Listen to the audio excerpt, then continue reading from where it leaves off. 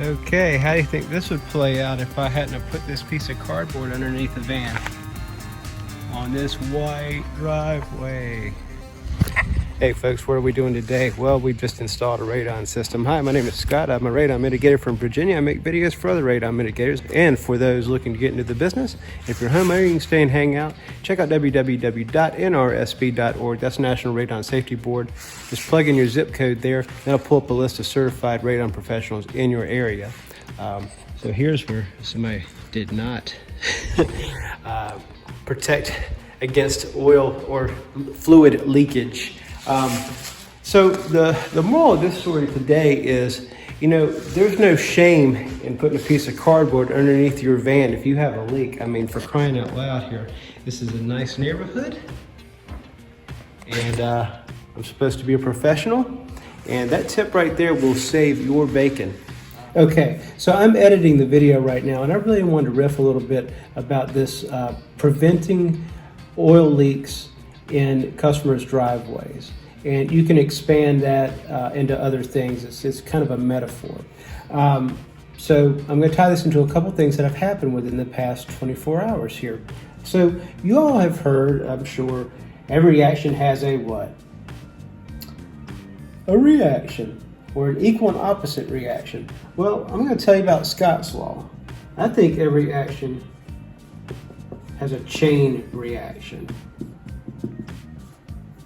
Okay, so if I had not caught that oil stain, and then the customer contacts me or the realtor contacts me the next day and says, hey man, oil stain, white driveway, what's going on with that?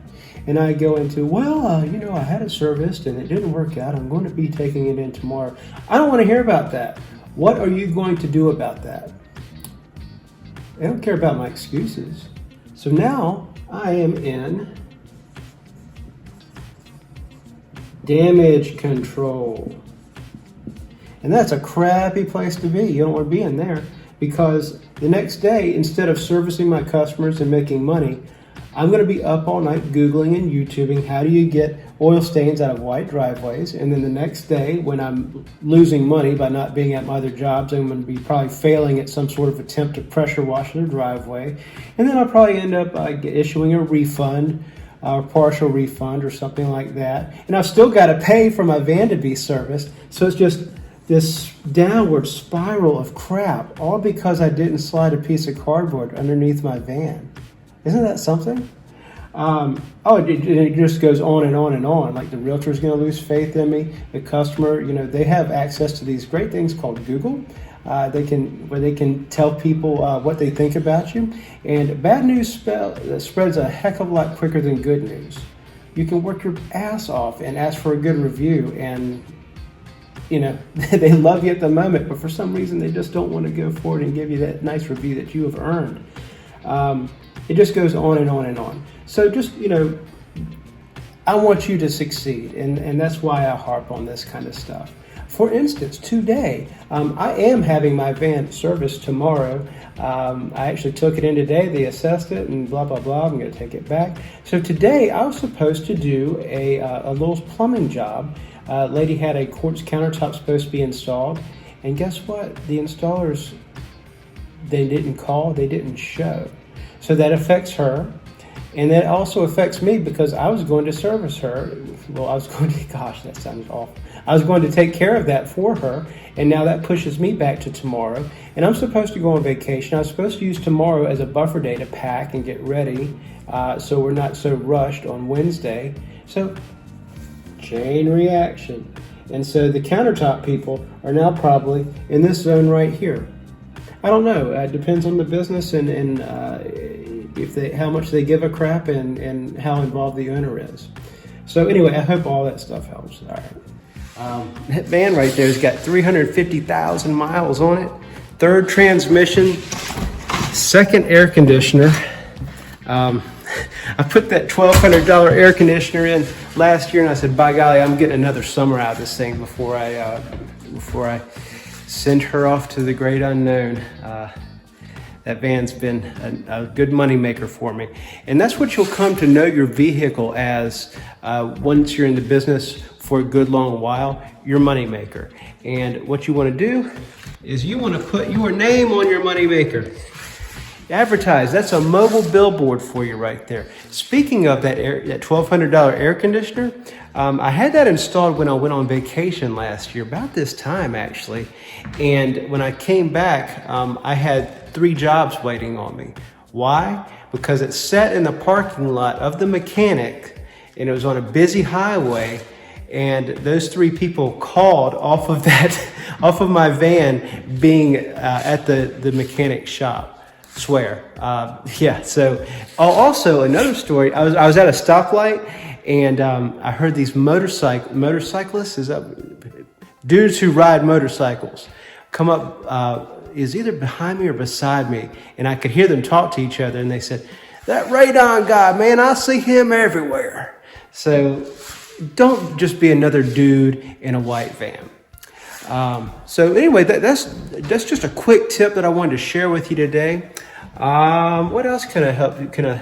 You know what? Punctuality. I'm gonna throw that one in there today as well. You're gonna get 2 for 1, 2 for 9. I don't charge for this stuff. Punctuality. I wanted to talk a bit about that. So when you go to your jobs, you know, as a contractor, the bar is set really darn low for impressing your customers. And one thing that I strive to do is to be punctual. And when I'm running late, I always text them. I mean, I'm seldomly late, you know, like maybe 5-10 minutes, but I always let them know. And so they appreciate the heck out of that. Why? Because successful people are time Nazis. And when you're working in nice houses, guess who owns them? Successful people.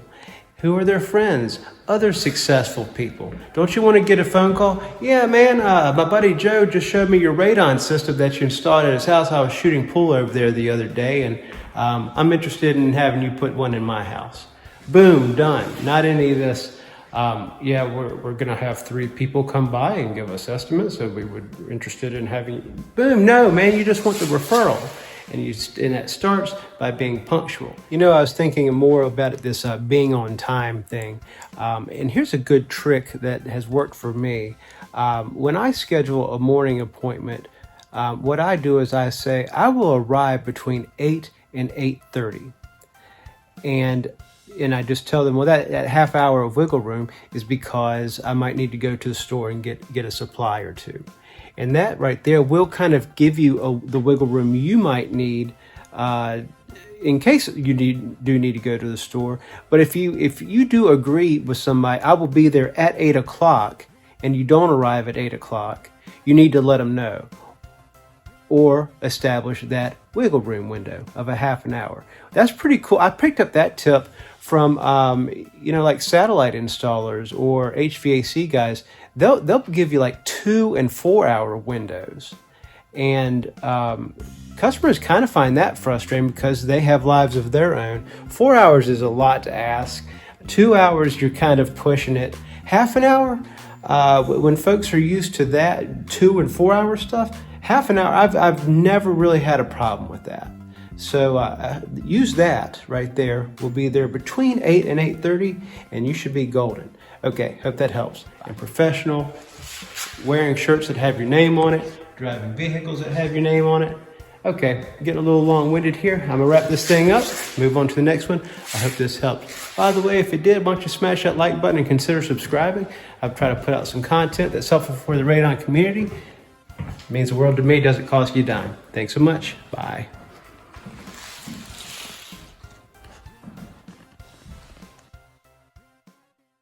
Pretty